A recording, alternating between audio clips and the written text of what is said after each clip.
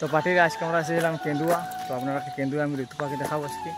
তো ঋতু পাখি দেখুন, যাক আমরা সংকল্পক বলি ভদ্র ভাষায়, যা আর হচ্ছে খাস বাংলায় ঋতু পাখি। তো ঋতু পাখি দেখুন, আপনারা দেখাবো, মানে পুরা ভিডিও দেখতে থাকুন, তাহলে দেখতে হবে, নাহলে তো ঋতু পাখিকে না কিছুই দেখতে হবে না, বজ্ঞাকেও দেখতে হবে না। তো ঠিক আছে, বাই বাই, দেখাচ্ছি আমি। তো পার্টিটা আমি নতুন ইউটিউবার, জুম করুন। ভিডিওটা দেখে কীরকম লাগছে আপনারা কমেন্টে বলবেন, আর ভালো লাগলে চ্যানেলটা আমার সাবস্ক্রাইব করে দিয়ে যাবেন।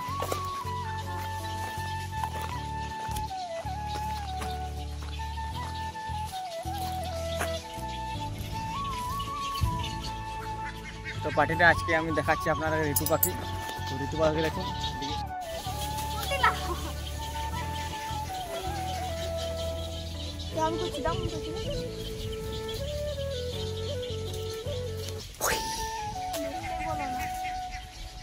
পরে বলো পরে।